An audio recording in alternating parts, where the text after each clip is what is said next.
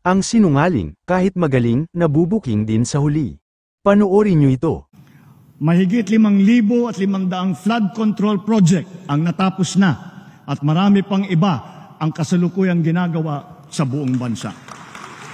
Meanwhile, ang laki na talaga ng tubig. Maraming nagsasabi, nababasa ko sa dyaryo, nababasa ko, naririnig ko sa radyo, television, nasa ng mga flood control. Nandyan ang mga flood control, na-overwhelm lang. Gago! I'm getting very angry. It's what's happening here. Sila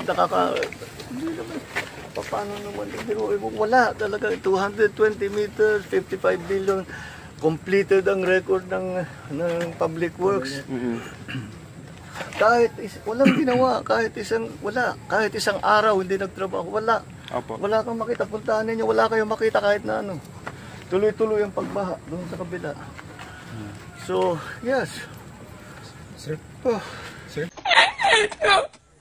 Sinulan nyo na lang, pabrikan ka nyo lang sa... Pangalawang kasinungalingan.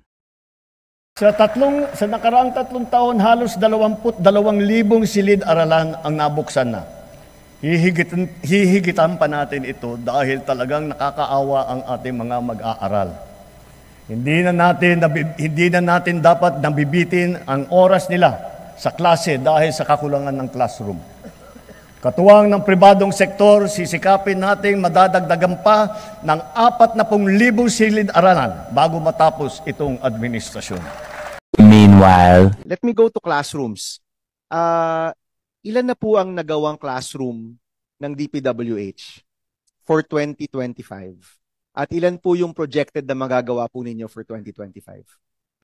So, for 2025 po, out of 1,700 na dapat gawin, 22 pa lang po ang completed at 882 po ang ongoing.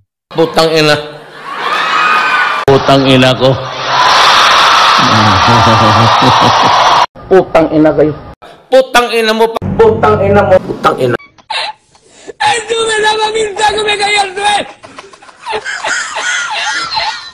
Yo ya cogía los tacos, los arrastraba.